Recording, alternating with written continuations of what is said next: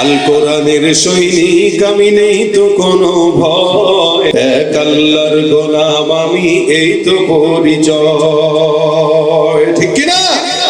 আল কোরআনের সৈনিক আমি, নেই তো কোনো ভয়, এক আল্লাহর গোলাম আমি, এই তো পরিচয় আমার, এই তো পরিচয়।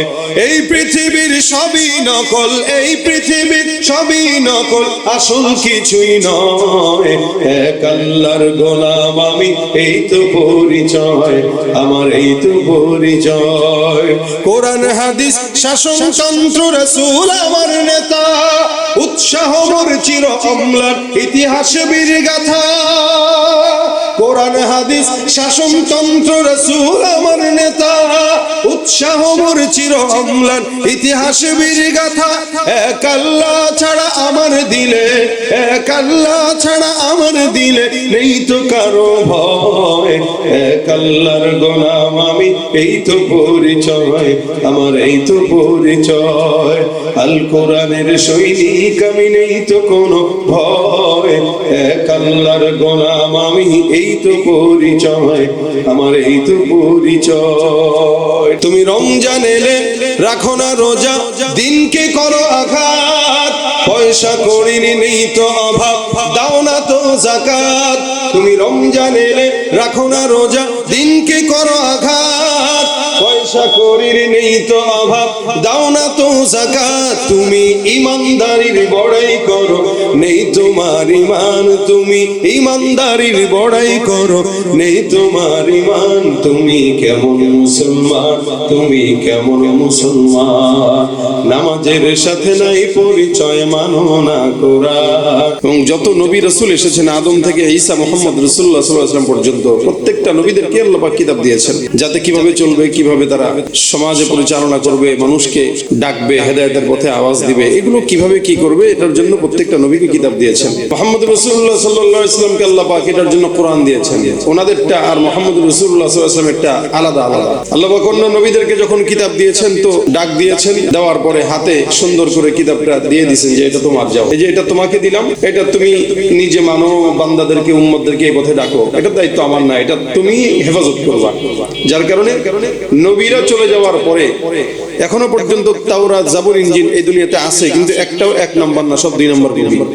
কারণ ওইটার জিম্মাদারি আল্লাহর কাছে ছিল না, ওইটার জিম্মাদারি আল্লাহ পাক নিজে নেন নাই। কিন্তু কোরআনটাকে আল্লাহ পাক যখন দিয়েছেন, নবী করিম সাল্লাল্লাহু আলাইহি ওয়াসাল্লামকে আল্লাহ পাক রব্বুল আলামিন একবারে কিতাবটা দেন নাই।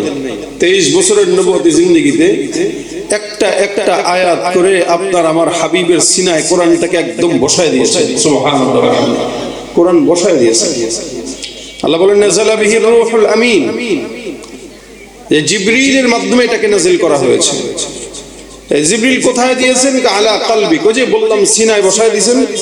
তো জিবরিলের মাধ্যমে আল্লাহর হাবিবের সিনায় আল্লাহ পাক কোরআনটাকে বসায় দিয়েছেন। সুবহানাল্লাহ বিহামদিহি, আল্লাহ বসায় দিয়েছেন। শুধু তাই না, আল্লাহ পাক ঘোষণা করেছেন ইন্না নাহনু নাযালনা যিকরা ওয়া ইন্না লাহু লাহাফিজুন। এই কোরআনের নাজিল আমি করেছি এবং এটার হেফাজতের জিম্মাদারিও আমার হাতে। কিয়ামত পর্যন্ত চ্যালেঞ্জ করলাম, এই কোরআনের মতো করে একটা কোরআন কেউ পারলে নিয়ে আসো, আয়াতের মতো আয়াত নিয়ে আসো, সূরার মতো সূরা নিয়ে আসো, অথবা কোনো সন্দেহ যদি হয় বাপ দাদা 14 গোষ্ঠীকে ডাক দাও, একটা নোকতাকে উপর থেকে নিচে নামাও। আল্লাহর চ্যালেঞ্জের মোকাবেলায় কোনো বেঈমান পারে নাই, পারবেও না, কারণ এটার জিম্মাদারি আল্লাহ পাকের কাছে। এইজন্য আল্লাহ বলেন কোরআন এটা দামি, শিক্ষা এটা দামি, এটা আল্লাহ পাক সবাইকে দেন না। রাসূল করিম সাল্লাল্লাহু আলাইহি ওয়াসাল্লাম বলেন মান ইউরিদিল্লাহু বিহি খায়রান ইফাক্কিহু ফিদ্দীন। আল্লাহ পাক যার কল্যাণ চান আল্লাহ পাক তাকে দ্বীন দান করেন, দ্বীনের জ্ঞান দান করেন, ইলম দান করেন। শুধু তাই না, এই দ্বীনের ইলম শিক্ষা করা এবং এই ব্যাপারে কিছু পর্যালোচনা করা কতটা ফায়দা। হাদিসে আসছে তাদারুসুল ইলমি সাআতাম মিনাল লাইল খায়রুম মিন ইহইয়াহা। ইলমি কিছু মুযাকারা, ইলমি কিছু আলোচনা 10 মিনিট হোক 5 মিনিট হোক, এটার দাম কেমন? বলে সারা রাত জেগে নফল ইবাদত করার চাইতেও এটার দাম বেশি আল্লাহর দরবারে। সুবহানাল্লাহ, 2-4 জন কইলেন না, আর বলেন না, গুনাহ হবে। একসাথে বলেন সুবহানাল্লাহ, সুবহানাল্লাহ, আবার বলেন সুবহানাল্লাহ। এই যে বলছেন যারা, তাদের জান্নাতে একটা গাছ লেগে গেছে।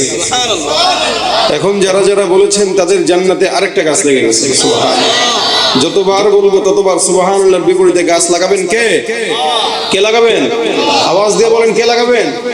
কত বড় গাছ বলে, একটা দ্রুতগামী ঘোড়া যদি মিনিমাম 100 বছরও দৌড়ায়, অন্য রাতে 500 বছরের কথাও আছে, যে আল্লাহ রাসূল বলেন একবার সুবহানাল্লাহর বিনিময়ে ওই গাছটা যে লাগবে, ওই গাছটার গোড়া এত চওড়া আর এত মোটা হবে, এই দ্রুতগামী ঘোড়া 500 বছর দৌড়ালেও ওই গাছের গোড়া অতিক্রম করে শেষ করতে পারবে না।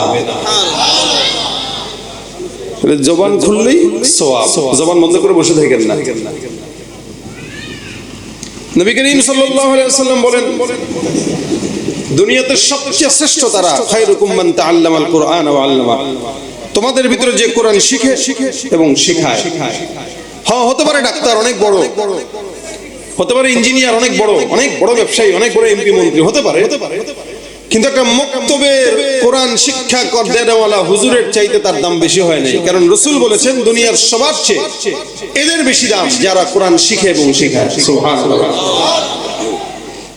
ভাইরা আমার, এই জন্য কোরআনের ইলম অর্জন করা এটা একটা বিধান আছে। ইঞ্জিনিয়ার হওয়া এটা জরুরি বিষয়, ডাক্তার হওয়া জরুরি বিষয়, ব্যবসা বোঝা জরুরি বিষয়। কারণ আমরা ডাক্তারের কাছে যাই আমাদের রোগ দেখানোর জন্য, আমরা বিল্ডিং করার জন্য ইঞ্জিনিয়ারকে ডাক দেই, ব্যবসা বোঝার জন্য বড় ব্যবসায়ীর কাছে যাই। এরপরে সিএস আরএস, জমির খতিয়ান, আরো কি কি আছে, এগুলো একটা জ্ঞান। তো এগুলো বোঝা জরুরি। কেউ শিখলে তো ভালো, না শিখলে কোনো সমস্যা নাই, চলে যায়। এই যা বললাম এগুলো সব জরুরি বিষয়, কিন্তু এর বিপরীতে কোরআনের যে শিক্ষা, এটা জরুরি কোনো বিষয় নয়। আবারও বলছি, ডাক্তার হওয়া, ইঞ্জিনিয়ার হওয়া, ব্যবসা শিখা, ব্যবসা বোঝা, রাজনীতি শিখা, রাজনীতি বোঝা, এগুলো জরুরি বিষয়।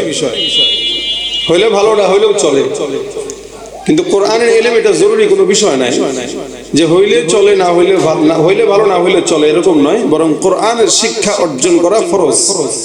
জরুরি এক জিনিস, ফরজ আরেক জিনিস। জরুরি বিষয় হইলে ভালো, না হইলে চলে, ফরজ বিষয় হইতেই হয়, না হইলে চলে না। উদাহরণ দিয়া বলি, মনে করেন আপনাদের এখানে যারা আসছেন, কাপড় চোপড় পরে আসছেন, পাঞ্জাবি পরে আসছেন, প্যান্ট পরে, শার্ট পরে আসছেন, গেঞ্জি পরে আসছেন, কোটি পরে আসছেন, সব পরছেন। এগুলো যদি না পরতেন আপনারা কি কেউ পাগল বলতো?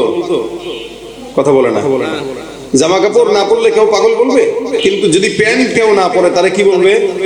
পাগল বলবে। কেউ লুঙ্গি পরে নাই তারা পাগল বলবে, প্যান্ট নাই তো পাগল বলবে। কেন? যেটা দরকার ছিল ওইটা নাই, যেটা ফরজ ছিল এটা নাই। কেমন? সতর ঢাকা ফরজ, সে ওদিকে বিশাল বড় পাগড়ি লাগাইছে, কিন্তু ওদিকে তলে তার লুঙ্গি নাই। ওই পাগড়ির কোনো দাম আছে? নাই। যে ব্যক্তিটা নামাজের সময় লুঙ্গি খুলে পাগড়ি বাঁধে, তার কাছে পাগড়ির গুরুত্ব আছে, লুঙ্গির গুরুত্ব নাই, ওই ব্যক্তিটা দুনিয়ার মানুষের কাছে পাগল। ঠিক তেমনি ভাবে যেই ব্যক্তিটা রাজনীতি বুঝে, ডাক্তারি বুঝে, ইঞ্জিনিয়ারিং বুঝে, ব্যবসা বাণিজ্য বুঝে, 2 নম্বরই বুঝে, সুদ ঘুষ বুঝে, সব বুঝে, আল্লাহর কোরআন বুঝে না, আল্লাহর আদালতে, তার চেয়ে বড় পাগল আর কেউ হতে পারে না। সবচেয়ে বড় পাগল। এই জন্য হযরত আলী রাদিয়াল্লাহু তাআলা আনহু একটা চমৎকার কথা বলতেন, লানা ইলমু ওয়ালিল আ'দাই মালুন, লানা ইলমুন ওয়ালিল জুহালি মালুন। হযরত আলী রাদিয়াল্লাহু তাআলা আনহু বলতেন যে আল্লাহ পাক মুমিনদের জন্য কোরআনের ইলম দিয়েছেন, আর কাফেরদের জন্য, জাহেলদের জন্য সম্পদ দিয়েছেন, যার কারণে এরা সম্পদ পাইলে খুশি, আর ঈমানদাররা ইলম পাইলেই খুশি হয়। আর জাহেলরা সম্পদ পাইলে খুশি হয়। কারণে দেখবেন নির্বাচন সামনে আসতেছে, অনেক জাহেলদেরকে 100 টাকা দিয়ে খরিদ করা যাবে, আবার অনেককে লাখ লাখ কোটি কোটি টাকা দিলেও হাদির মতো মাথা কিনতে পারবে না। কি বলেন, ঠিক না? এজন্য কোরআনের ইলম যার ভিতরে থাকে ও কারো কাছে বিক্রি হয় না, আর যার কাছে কোরআনের ইলম না থাকে সে এক কাপ চা দিলেই বিক্রি হয়ে যায়। কথা বলেন ঠিক কিনা? আল কোরআনের সৈনিক আমি, নেই তো কোনো ভয়, এক আল্লাহর গোলাম আমি, এই তো পরিচয়। ঠিক কিনা? আল কোরআনের সৈনিক আমি, নেই তো কোনো ভয়, এক আল্লাহর গোলাম আমি, এই তো পরিচয় আমার, এই তো পরিচয়। এই পৃথিবীর সবই নকল, এই পৃথিবীর সবই নকল, আসল কিছুই নয়। এক আল্লাহর গোলাম আমি, এই তো পরিচয় আমার, এই তো পরিচয়। কোরআন হাদিস শাসনতন্ত্র রাসূল আমার নেতা, উৎসাহ মোর চির অম্লান ইতিহাস বীর গাথা। কোরআন হাদিস শাসনতন্ত্র রাসূল আমার নেতা, উৎসাহ মোর চির অম্লান ইতিহাস বীর গাথা। এক আল্লাহ ছাড়া আমার দিলে, এক আল্লাহ ছাড়া আমার দিলে নেই তো কারো ভয়। এক আল্লাহর গোলাম আমি, এই তো পরিচয় আমার, এই তো পরিচয়। আল কোরআনের সৈনিক আমি, নেই তো কোনো ভয়। এক আল্লাহর গোলাম আমি, এই তো পরিচয় আমার, এই তো পরিচয়। ঠিক কিনা? আমরা কার গোলাম বলেন? জবান খুলে বলেন, কার গোলাম? আল্লাহর গোলাম হিসেবে কোরআন মানবো তো ইনশাআল্লাহ, বুঝবো তো ইনশাআল্লাহ, করবো তো ইনশাআল্লাহ। আল্লাহ কবুল করে বলেন আমিন। ভাইরা আমার, কোরআন আমাদের জন্য, আর সম্পদ জাহেলদের জন্য, মূর্খদের জন্য, দুর্নীতিবাজদের জন্য, সন্ত্রাসদের জন্য। কথা বলেন ঠিক কিনা? আর ইলম, কোরআনের জ্ঞান, জ্ঞানটা আমাদের জন্য। হযরত আবু হুরায়রা রাদিয়াল্লাহু তাআলা আনহু, ওনাকে রাসূল করিম সাল্লাল্লাহু আলাইহি ওয়াসাল্লাম একবার বললেন, হে আবু হুরায়রা, আমাদের কাছে গনিমতের যেই মাল আছে, তুমি যদি চাও গনিমতের মাল থেকে তোমাকে কিছু দেই। নবী করিম সাল্লাল্লাহু আলাইহি ওয়াসাল্লাম জিজ্ঞাসা করলেন, হযরত আবু হুরায়রা রাদিয়াল্লাহু তাআলা আনহু চাইলেই গনিমতের মাল চেয়ে নিতে পারতেন, যেহেতু রাসূল সাল্লাল্লাহু আলাইহি ওয়াসাল্লাম জিজ্ঞাসা করছেন। কিন্তু আবু হুরায়রা বলেন, ইয়া রাসূলুল্লাহ, আমার কাছে গনিমতের মালের চাইতে আপনার সিনায় যে কোরআনের ইলম আছে, ওহির ইলম আছে, এই ইলমটা পছন্দ বেশি। আপনি মাল দেওয়া দরকার নাই, আপনার সিনাত থেকে কিছু ইলম আমাকে দান করেন। সুবহানাল্লাহ, আস্তে কয় আবার। আবু হুরায়রা রাদিয়াল্লাহু তাআলা আনহু কোন সাহাবী যে সবচেয়ে বেশি হাদিস বর্ণনা করেছেন? আবু হুরায়রা রাদিয়াল্লাহু তাআলা আনহু ইলমের প্রতি এত যৌক আর শৌক ছিল, দিনের পর দিন না খেয়ে ইলমের পিছনে দৌড়াইছেন। অবশেষে ক্ষুধার যন্ত্রণায় মির্গি বেরামের মতো লাফাইতেন, মানুষ বুঝতো না। আবু হুরায়রা বলতেছেন, আপনার ভিতরে যে ওহির ইলম আছে ওটা আমাকে দেন। নবী করিম সাল্লাল্লাহু আলাইহি ওয়াসাল্লাম বলেন, যেহেতু ওহির ইলম শিখতে চাও, বসো। আল্লাহর নবী বসলেন, আবু হুরায়রাও বসলেন। মাঝখানে খালি জায়গা। রাসূল সাল্লাল্লাহু আলাইহি ওয়াসাল্লাম বর্ণনা করেন, হে আবু হুরায়রা, এই জায়গায় তোমার গায়ের চাদরটা তুমি একটু ছড়িয়ে দাও, বিছিয়ে দাও। আল্লাহর নবীর সাহাবী আবু হুরায়রা রাদিয়াল্লাহু তাআলা আনহু চাদরটা বিছায় দিলেন। আল্লাহর নবী যেন কি পড়লেন। আবু হুরায়রা রাদিয়াল্লাহু তাআলা আনহু বলেন, নবী করিম সাল্লাল্লাহু আলাইহি ওয়াসাল্লাম কিছু পড়লেন, তারপর আমাকে বললেন, হে আবু হুরায়রা, এই চাদরটাকে তুমি ভাঁজ করে তোমার সিনার সঙ্গে জড়ায় ধরো। আবু হুরায়রা বলেন, আমি চাদরটাকে ভাঁজ করে আমার বুকের সঙ্গে জড়ায় ধরলাম। আল্লাহর কসম করে বলছি, সেদিন থেকে আমার কলবের ভিতরে আল্লাহ পাক নূর, ইলমের নূর আর বরকত দান করে দিয়েছেন। সুবহানাল্লাহ।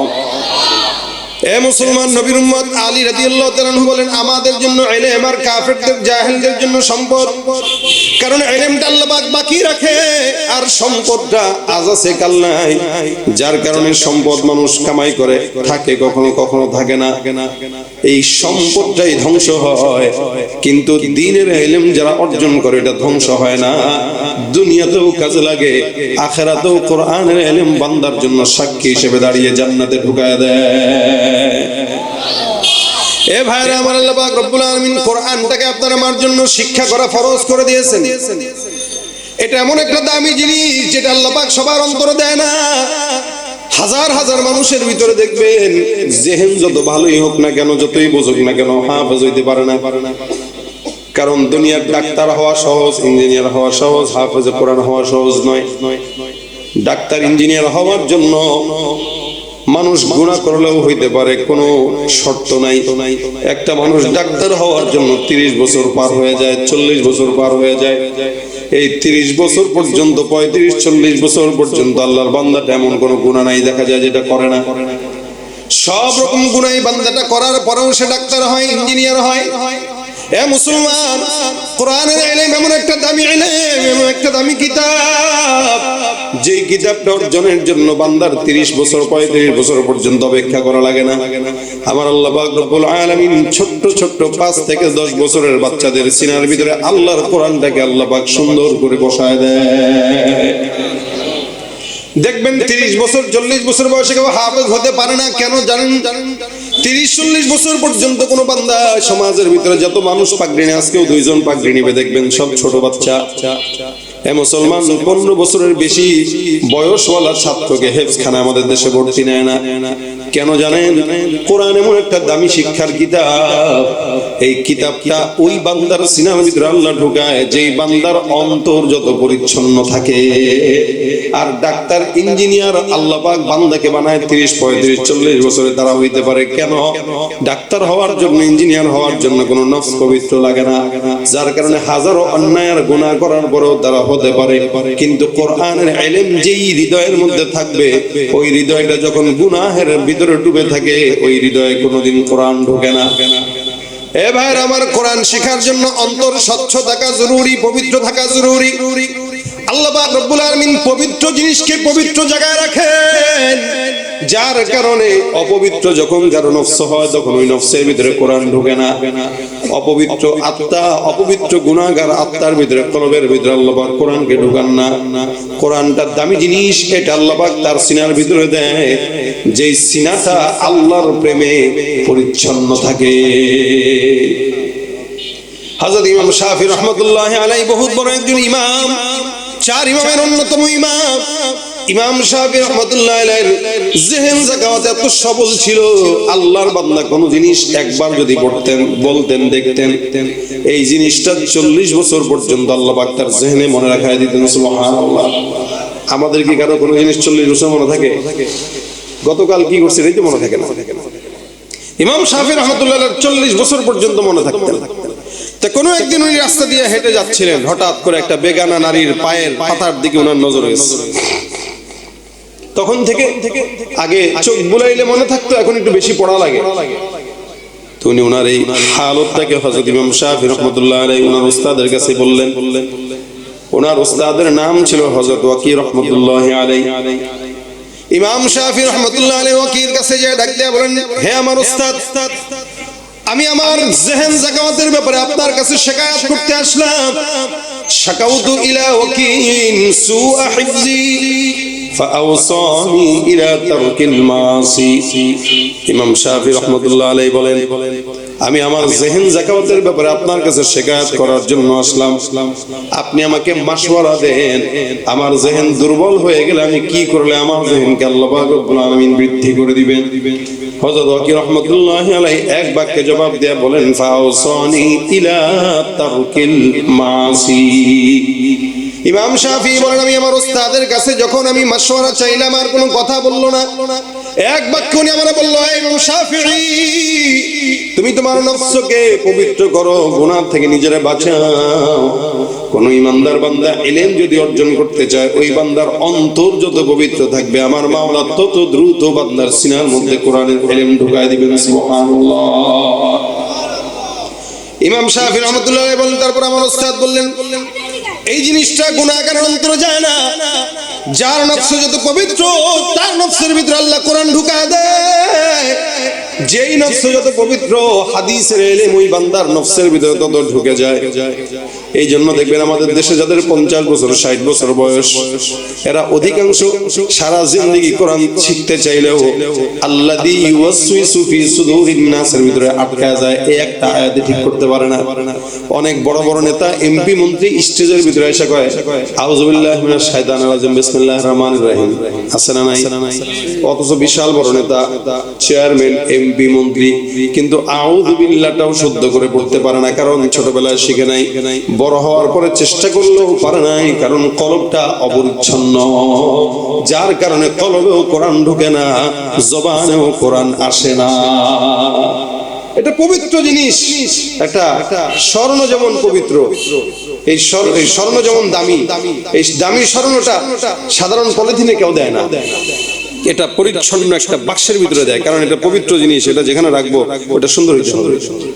ঠিক তেমনি ভাবে কোরআন একটা পবিত্র জিনিস, এটা যে সিনা আল্লাহ ঢুকাবে, ওই সিনা যদি পবিত্র না হয় আল্লাহ দেন না। স্বর্ণের কারণে যেমন বক্সের দাম বেশি, কোরআনের কারণে উপরে যে হাফেজে কোরআন তার দাম বেশি হয়ে যায়। কি বলেন ঠিক না? আল্লাহ পাক কোরআনটাকে এত দামি বানাইছেন। ইমাম শাফিঈ বলেন আমার ওস্তাদ, তারপরে বললেন কি, ফাইনাল ইলমা নূরুম মিন ইলাহি ওয়া নূরুল্লাহি লা ইউতা লিআসি। ইমাম শাফিঈ রাহমাতুল্লাহি আলাইহি ওস্তাদ ডাক দিয়া বলেন, কারণ ইলমটা হলো আল্লাহর তরফ থেকে একটা নূর, ইলমটা আল্লাহর তরফ থেকে ওহির একটা নূর। এই ওহির নূর আল্লাহ পাক কোন গুনাহগারের অন্তরে আল্লাহ পাক ঢুকায় না। এ মুসলমান, এই কারণে ছোট ছোট হাফেজে কোরআনদেরকে দেখবেন তাদের নফস যত পবিত্র ততই দ্রুত তারা হাফেজে কোরআন হয়ে যায়। আমার মাদ্রাসা একটা ছাত্র গত 2 বছর আগে পড়ছে, বয়স মাত্র 5.5 বছর বয়স, 3 মাসে হাফেজে কোরআন হয়েছে। জোরে বলেন সুবহানাল্লাহ। কয় মাস? এটা কোরআনের মুজিজা, 3 মাস। অথচ কথা বলতে পারে না ঠিক মতো, 3 মাসে সে হেফজ শেষ করে ফেলছে। মানুষ অবাক হয়, এতটুকু বাচ্চা। আচ্ছা, আপনাদেরকে যদি জিজ্ঞাসা করি, আপনারা ছোটবেলায় তো অনেকেই কবিতা পড়েছেন, কত কবিতাই তো আমরা শিখছি। একটা পরিপূর্ণ কবিতা কারো জিজ্ঞাসা করলে দেখবেন অনেকেই পারবে না। অথচ অনেক কবিতা পড়ছি, কিন্তু একটা কবিতা পারবে না। 4 লাইন পারবে, 2 লাইন পারবে, এর বেশি পারবে না। কিন্তু আলহামদুলিল্লাহ হাফেজ হয়ে গেছি, 25 বছর পার হয়ে গেছে। তো এই যে হাফেজ হয়েছে এখনো পর্যন্ত, আল্লাহ পাক তো হেফজটা সিনার ভিতরে রাখছেন। এটা আল্লাহ পাকের দয়া আর কোরআনের মুজিজা। কোরআন এমন একটা জিনিস যেটা আল্লাহ সিনায় বসায় দেয়, এটা উঠায় না। এটা আল্লাহ বের করেন না, সিনার ভিতরে বসায় দেয়। আপনাদের সঙ্গে যদি আপনাদের সন্তানেরা বাজারে যায়, অনেক সময় হয় বাচ্চা মানুষ বাবার কাছে আবদার করে যে আব্বা বাজারটা তো করছো, 5 কেজি ওজন আমার মাথায় দাও, আমি বাসায় নেব। সন্তানের একটু শখ জাগছে যে বাজারের ব্যাগটা সে নিবে। অনেক সময় বাবারা দেয় না, এতটুকু বাচ্চা কেমনে এত ভারী জিনিস নিবা, না আমি নেব। সন্তান আগ্রহ প্রকাশ করে নেওয়ার, বাবা কি করে, অনেক সময় যখন নাসরবান্দা সন্তান হয় তখন বাবা এই বোঝাটাকে সন্তানের মাথায় দেয়, দিয়া বাবা তার হাতের ভিতরে বোঝার ব্যাগের হাতলটা ধরে রাখে, যাতে করে সন্তানের উপরে পড়ে না যায়, ভারটা যেন তার মাথায় না লাগে। কিন্তু বাচ্চা তো মনে করে এটা আমি নিয়ে ঘুরতেছি, আমার কত শক্তি। বাসা যায়, আম্মা 3 প্লেট ভাত খাবো আজকে। কি এত্তি খাবা? ও দেখেছো না কি জিনিস আনলাম, 5 কেজি ওজনের জিনিস সে আলগাইছে, মনে করছে এটা। কিন্তু আসলে তো না, আসল হাতল তো বাবার কাছে। ছোট ছোট হাফেজে কোরআন 5 বছর, 7 বছর, 8 বছর, 10 বছর, এরা হেফজ শিখে আর মনে করে মনে হয় আমি ভরছি। আল্লাহ কয় না, এটা তো সিনার ভিতরে আমি খালি রাখছি, বাকি যে ওজনটা ওইটা আমি আল্লাহ আমার নিজের কুদরতি হাতে রেখে দিয়েছি। সুবহানাল্লাহ। লাউ আনজালনা هذا القرآن على جبل لرأيته خاشعا متصدعا من خشية الله। আল্লাহ বলে এটা যদি পাহাড়কে দিতাম, পাহাড়ই তো এটা কেঁপে যেত। যেখানে পাহাড় কেঁপে যেত সেখানে ছোট্ট বাচ্চা আবার কি, কিন্তু দিছেন কে? আল্লাহ। টিকায় রাখেন কে? আল্লাহ। এই জন্য কোরআন শিখতে গেলে নফস পবিত্র থাকা দরকার। ছাত্ররা যারা এখানে আছে, ছাত্র গার্জিয়ানরা বুঝবেন এটা, হয়তো বাচ্চা মানুষ এরা বুঝবে না। আপনি গার্জিয়ান হিসেবে আপনার উচিত, আপনার সন্তান যদি এই মাদ্রাসায় পড়ে হেফাজুল কোরআনে, আপনার সন্তানের তদারকি আপনার করা উচিত যে আমার সন্তানটা কোনো গুনাহে জড়াচ্ছে কিনা। কারণ সন্তানের জন্য টাকা খরচ করতেছেন আপনি, ওস্তাদরা মেহনত করতেছে, সন্তানের বয়স হয়ে গেছে 13, 14, 15 বছর হয়ে গেছে, এখনো হেফজখানায় বসে বসে পাশা ঘষতেছে, কিন্তু লাভ হচ্ছে না। অবশ্যই আপনার বুঝতে হবে এই ছেলে কোনো না কোনো ভাবে গুনাহে জড়ায় গেছে, যার কারণে সিনায় কোরআন ঢুকতে চাইতেছে। আপনার উচিত বাবা হিসেবে আপনার সন্তানের তদারকি করা, যে আমার সন্তান কোনো না কোনো গুনাহে অবশ্যই আছে। কারণ কি, কোরআনটা কোনো গুনাহওয়ালা অন্তরে আল্লাহ দেন না, এটা ঢুকায় না। এই জন্য খালি সন্তানকে মাদ্রাসায় দিয়া ওস্তাদের কাছে একদম আমানতের মাল রেখে দিয়ে চলে গেছে, না কোনো খোঁজ খবর নাই, টাকা দেয় না 500, কথা বলে 5000 টাকা। এটা আপনারা বুঝবেন না, আমরা বুঝি। কি বলেন ঠিক না? এটা আমাদের, আমরা তো ঢাকা শহরে মাদ্রাসা চালাই। ঢাকা শহরের প্রতিষ্ঠানগুলোতে এমন এমন প্রতিষ্ঠান আছে যে সমস্ত প্রতিষ্ঠানে 15 থেকে 20,000 টাকা পর্যন্ত মাসিক টাকা নেয়। এই যারা 15,000 টাকা দেনওয়ালা, এরা কোনো কথা বলে না। কিন্তু যেই লোকটা আইসা পা ধরছে, হুজুর আমার কিচ্ছু নাই, আমার আপনি ছাড়া কেউ নাই, এই ভিক্ষুকের মতো আসছে, 500 টাকা মঞ্জুর করাইছে। তাও এটা কেন নিছে হুজুর? যে একদম না নিলে খারাপ দেখায়, যার কারণে 500 টাকা লেখাইলাম। এই লোকটাই খাবার একদিন খারাপ হইলে কয় এরকম মাদ্রাসা না, খারাপ দেয় না বাবা, ঠিক খাবার ঠিক মতো দেয় না। মাছ দিছে ভাজি করে দেয়, ভাত দিছে মোটা চাউলে, কম দিছে, ডাউল পায় নাই। অথচ বাসায় সারা জিন্দেগিতে সারা বছর একবার গরুর গোশত কেনার যোগ্যতা এই লোকের নেই। কিন্তু মাদ্রাসায় কেন দিল না? ওস্তাদ এসে ধুয়ে দিচ্ছে। এমন করছে এগুলা করে সে তার ছেলের আলেম বানায় দিবে। অথচ এই যে ওস্তাদদের সাথে বেয়াদবি করছে, তার ছেলে আলেম না হওয়ার পিছনে অন্যতম কারণ হলো এই ওস্তাদের সাথে বেয়াদবি করা। হ্যাঁ, নিজেও করে, ছেলে এ কারা করে? যারা এই অল্প টাকায় ফ্রি এই যে আসার সময় মোহতারাম বলতেছিলেন, মুরব্বী মানুষ বলতেছিলেন যে যেখানে যাবা ওখানে কোরআন শিক্ষার ব্যাপারে কথা বলবা, মানুষের কোরআন শেখা দরকার। তা আমি হুজুরে বলছি, হুজুর ফ্রি দিলে তো মানুষ শিখতে চায় না, কয় যে আগ্রহ নাই। অথচ বাচ্চাদেরকে স্কুলে পড়ায়, স্কুলেও টাকা দেয়, আবার আলাদা ভাবে কোচিং করানোর সময় সেখানেও 5,000 টাকা দেয়, ওই টাকা লাগে না। আর মাদ্রাসায় 500 টাকা দিতে গেলে শয়তান এমন খোঁচানি খোঁচায় যেন মনে হয় 500 টাকা দিলে তার জন্মের ক্ষতি হয়ে যাবে, ফকির হয়ে যাবে সে আজীবনের জন্য। একটা হাল যার কোরআনের ব্যাপারে এতটুকু আজমত নাই, এতটুকু আগ্রহ নাই, ও মুসলমান দাবি করতে পারে কিন্তু মুসলমান হইতে পারে না। মুসলমান যদি হইতো তাহলে কোরআন শিক্ষাটাকে তার জন্য ফরজ মনে করতো। কি বলেন, ঠিক না? মুসলমান দাবি করেন, কোরআন শিখেন না। এই জন্য আল্লাহর হাবিব 4টা অপশন দিয়েছেন, 4টা কথা আপনাদেরকে শোনাবেন। আমি ভাঙা গলায় কথা বলতেছি আর কি, এমনি ভাঙা কথা। আমাদের এলেমও নাই, আমলও নাই, যার কারণে ছোট ছোট কথা বলতেছি। হুজুর বিশদ বর্ণনা আপনাদেরকে করবেন ইনশাআল্লাহ। এই 4টা কথা যদি একটু আমরা মাথায় রাখি, যারা এখানে আসছেন আলেম হন নাই তাদের জন্য রাসূল বলেন হয়তো আলেম হন কিন্তু হইতে পারেন। আল্লাহর হাবিব বলেন তাহলে আলেম বানাও, সন্তানকে বানাবেন, অথবা ভাতিজাকে বানাবেন, নাতিকে বানাবেন, পুতিকে বানাবেন। এখন যদি চিন্তা করেন যে মাদ্রাসায় পড়ালে খাবে কি, ওই জামানা এখন আর নাই। আপনার চেয়ে ভালো খায় হুজুরেরা, আলহামদুলিল্লাহ, আল্লাহ খাওয়ায়। আপনি বলবেন যে আমরাই তো খাওয়াই। আপনি খাওয়ানোর কি? আপনি নিজেই তো খাইতে পারবেন। আপনি খাওয়ানোর কি? আপনি টাকা কামান, কিন্তু আপনারা আল্লাহ ডায়াবেটিস দিয়া, এই দিয়া, সেই দিয়া টাকা কামানোর যোগ্যতা দিছে, লেকিন রুচি বন্ধ করে খাওয়া বন্ধ করে দিচ্ছে। কারণ আপনারটা খাবে কি? আল্লাহ কয় তুই কুকুরের মতো কামাই কর, আর এই ছোট ছোট হাফেজে কোরআন ওলামা একরামদেরকে ধইরা তোর ঘরে নিয়া সম্মানের সঙ্গে খাওয়ায়, তারপর তার ঘরে ঘুম পাড়ায়। সম্মান আল্লাহ খাওয়ায়।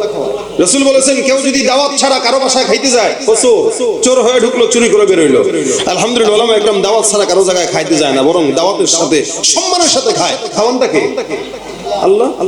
আপনি যদি মনে করেন মাদ্রাসায় পড়ালে কি খাবে না খাবে, ভাই রিজিকের মালিক আপনি না আল্লাহ। তো এই জন্য ওই চিন্তার এখন সময় নেই। আবার যদি বলেন না মাদ্রাসায় পড়ালে দুনিয়াতে কেমনে কি করবে, এখন প্রত্যেকটা মাদ্রাসাতে কম বেশি ইংরেজি পড়ায়, সব মাদ্রাসায় পড়ে আলহামদুলিল্লাহ, অঙ্ক ইংরেজি। আপনি দেখেন অন্য জায়গায় একটা ছেলে পড়তেছে আর মাদ্রাসায় একটা ছেলে পড়াচ্ছে, ওই অন্য জায়গার ছেলের চাইতে মাদ্রাসায় যে পড়তেছে তার ইংরেজি ভালো। আমার ছেলে হিফজখানায় পড়ে, অন্য ঘরে ইংরেজিতে কথা বলে। আমার মেয়ে ইংলিশ মিডিয়ামে পড়ে, সে আর আমার ছেলে দুজন কথায় একসাথে কথা বলে ইংরেজিতে, অথচ আমার ছেলে পড়ে মাদ্রাসায়।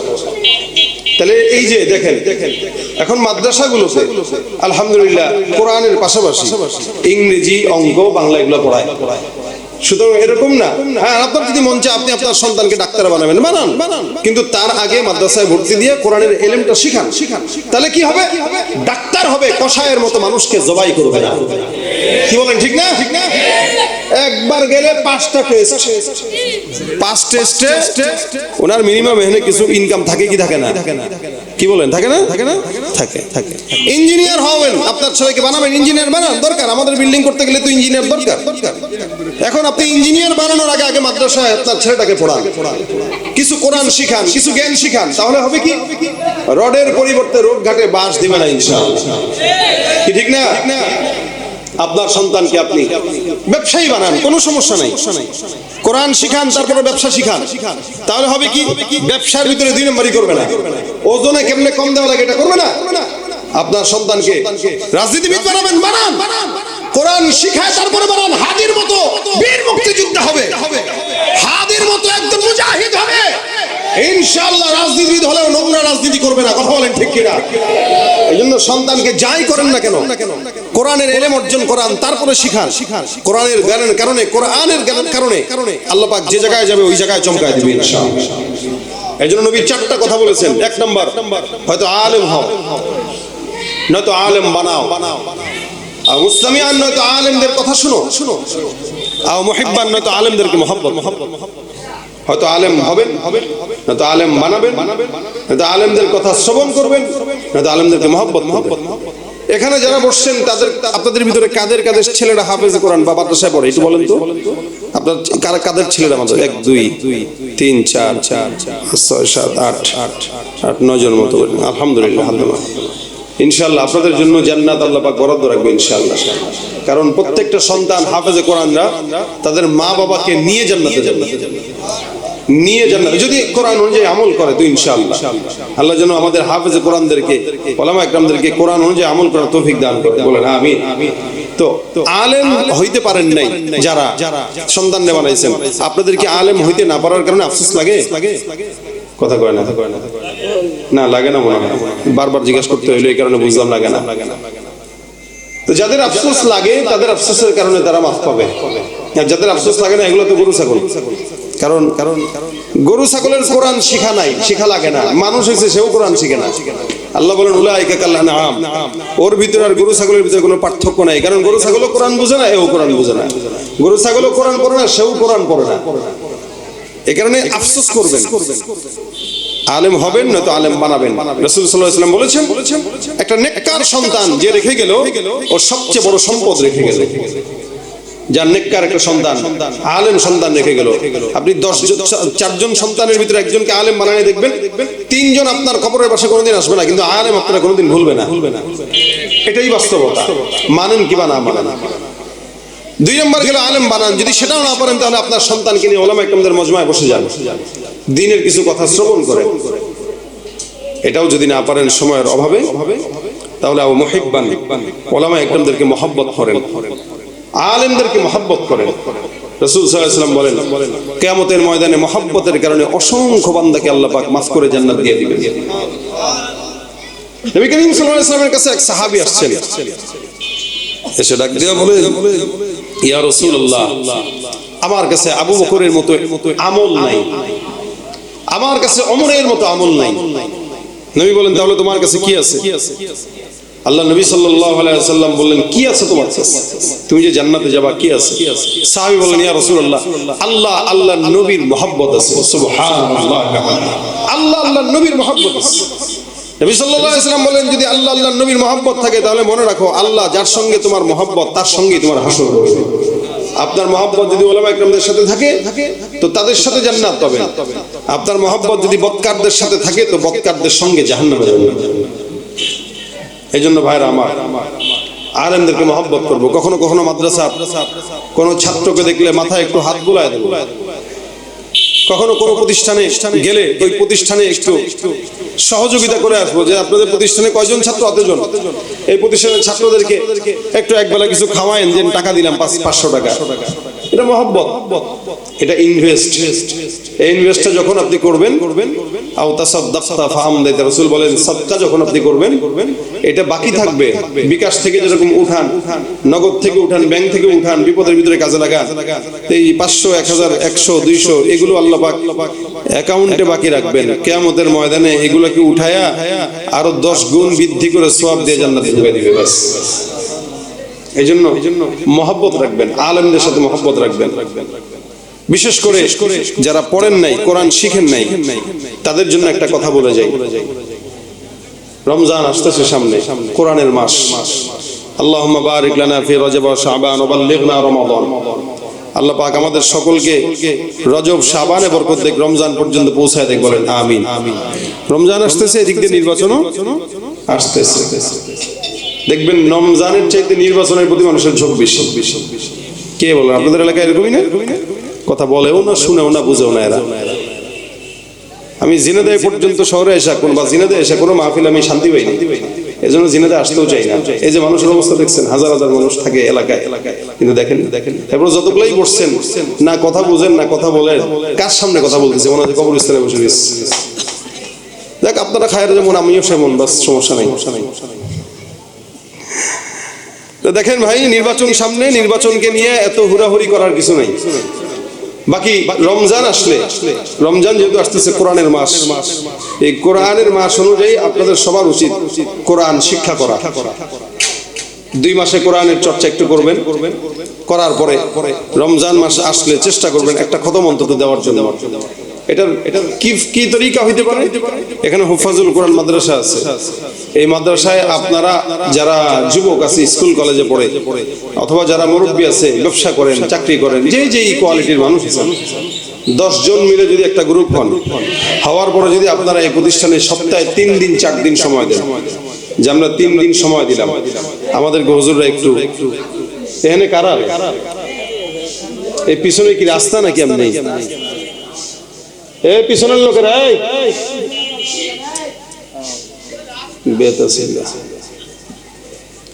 রমজান মাস আসতেছে, আসার আগে এই 10-15 জন মিলে আপনারা একটা গ্রুপ হয়ে হুফাজুল কোরআনে আসেন। ইনশাআল্লাহ একদম না করবে না, হুজুররা না করবে না। সপ্তাহে 3 দিনও যদি সময় দেন, 20 মিনিট 15 মিনিট আধা ঘন্টা করে, ইনশাআল্লাহ আপনার কোরআন চর্চাটা অনেক দূর আগায় যাবে। আপনি প্রপারলি পড়তে পারবেন না, কিন্তু চেষ্টা তো করলেন। রাসূল বলেন কেউ থেকেও যদি পড়ে, আল্লাহ পাক রব্বুল আলামিন তার প্রত্যেকটা অক্ষরে 10টা করে নেকি দান করবেন। সুবহানাল্লাহ। থেকে পড়লেও আল্লাহ পাক 10টা করে নেকি দান করবেন। কোরআন তেলাওয়াতের 3টা ফায়দা বলে যায়। 1 নম্বর এটা, কেউ বুঝে পড়ুক না বুঝে পড়ুক, আল্লাহ পাক রব্বুল আলামিন তাকে প্রত্যেকটা অক্ষরে 10টা করে নেকি দান করেন। গেল একটা। 2 নম্বর, কেউ যদি কোরআন তেলাওয়াত করে, আল্লাহ পাক রব্বুল আলামিন ওই বান্দার কলবে যত গুনাহ হয় প্রত্যেকটা গুনাহ আল্লাহ পাক একটু করে দূর করে দেন। 3 নম্বর, কেউ যদি কোরআন তেলাওয়াত করে, তো আল্লাহ পাক রব্বুল আলামিন আল্লাহর সঙ্গে বান্দার তাআল্লুক পয়দা করে দেন। সুবহানাল্লাহ ওয়া বিহামদিহি। এই 3টা কোরআন পড়ার অন্যতম ফায়দা। তা আমরা রমজান আসতেছে, একটু বেশি বেশি কোরআন পড়বো, শিখবো, বুঝবো, তরজমা একটু দেখবো, বুলাবো। ফতোয়া দেওয়ার দরকার নাই, জাস্ট খালি তরজমা একটু বুলাইলাম, কারণ আমরা তো আর মুফাসসির না, হইতেও পারবো না, বুঝবোও না। তো ওলামা একরাম যদি তাফসীর করে সেগুলো শুনবো, কিন্তু এমনিই বাংলা যে তরজমা এগুলো আমরা পড়তে পারি, কিন্তু পড়ে নিজের মতো করে মন মতো ব্যাখ্যা করবো না। পড়বো জাস্ট জানার জন্য আল্লাহ কোরআনে কি বলছেন না বলছেন একটু শিখি। এজন্য ভাইরা আমার, রমজান আসতেছে, কোরআনের মাস, আমরা সবাই কোরআন শিখবো তো ইনশাআল্লাহ। শিখবেন? কাদের কাদের ইচ্ছা আছে, নিয়ত আছে, একটু হাতটা উঠায় দেখেন, আমরা কোরআন শিখবো। আল্লাহ কবুল করুক, বলেন আমিন। আল্লাহ কবুল করুক, আমিন।